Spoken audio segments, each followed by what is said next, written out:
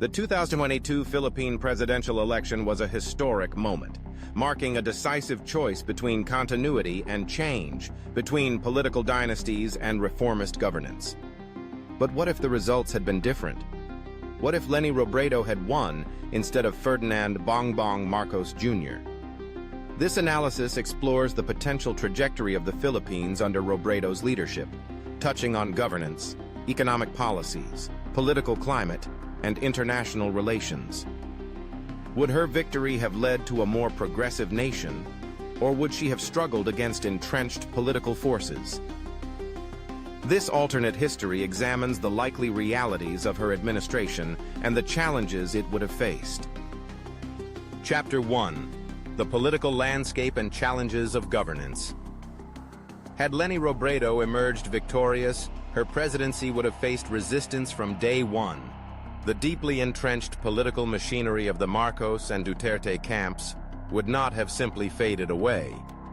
Congress, predominantly controlled by allies of the former administration, could have posed significant legislative obstacles, delaying or blocking key policy initiatives. The Senate, though slightly more balanced, might still have leaned toward traditional power structures, making major reforms difficult to pass. Furthermore, public perception would have remained a battleground. The disinformation campaigns that played a significant role in the election would not have stopped after her victory. Instead, they might have intensified, with efforts to delegitimize her presidency through propaganda, fake news, and social media manipulation. The question remains: would her leadership have been resilient enough to navigate these hostilities and rally enough public support to push through her agenda? Chapter 2. Governance, Anti-Corruption, and Transparency. One of the hallmarks of Robredo's platform was her commitment to transparent and people-centered governance. As president, she likely would have launched aggressive anti-corruption measures, focusing on institutional strengthening, government accountability, and ethical leadership.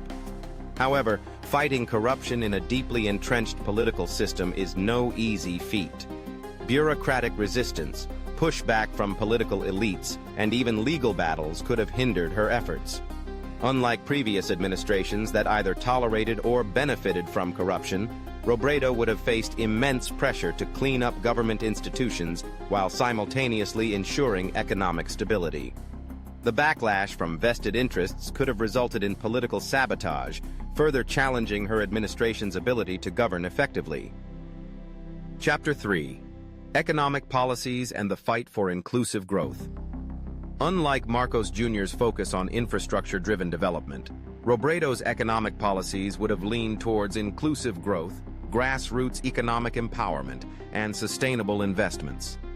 She had long advocated for better education, healthcare, and livelihood programs, emphasizing the growth of small businesses and social enterprises. Her administration would have likely prioritized investments in human capital, focusing on upskilling workers and promoting industries that foster long-term development rather than quick economic gains. While these policies could have improved economic equity and poverty alleviation, they might not have been popular among big businesses and foreign investors accustomed to large-scale infrastructure projects and tax incentives. The balance between equitable economic policies and maintaining investor confidence would have been a crucial challenge for her government. Additionally, the COVID-19 pandemic's economic impact would have required urgent attention.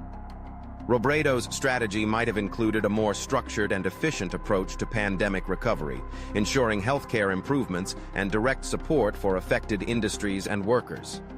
However, navigating the complex economic landscape while facing political opposition would have been a daunting task. Chapter 4. Foreign Policy and the South China Sea. Dilemma. Robredo had a clear stance on international relations.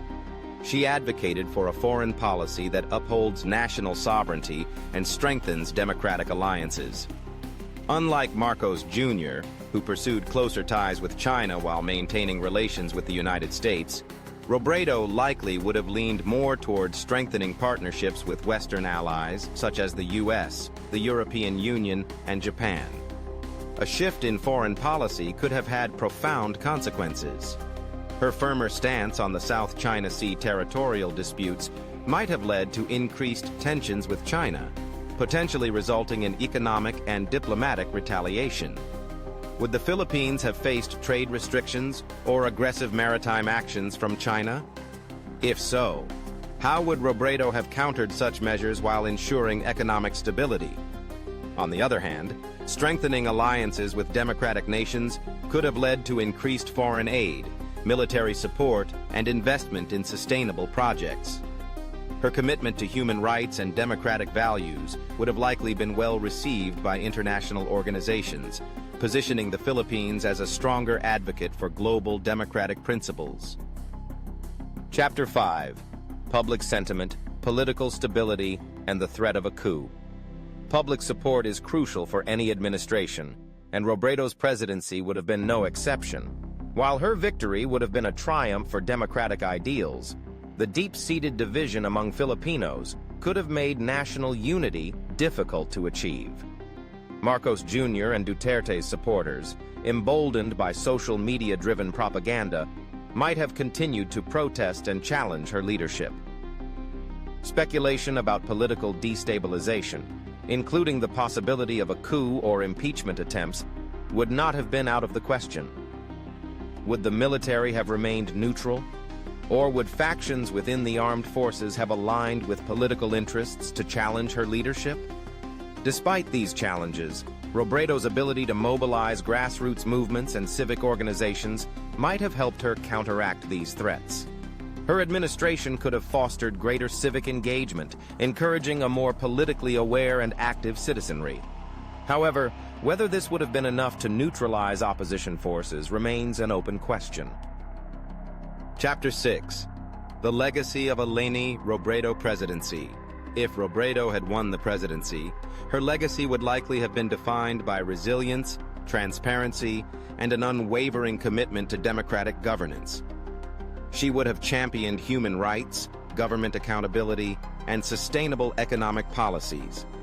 However, the ultimate success of her administration would have depended on her ability to overcome political resistance, implement reforms effectively, and maintain public trust. Would her presidency have fundamentally altered the trajectory of Philippine politics, or would she have been another reformist leader hindered by the weight of entrenched power structures?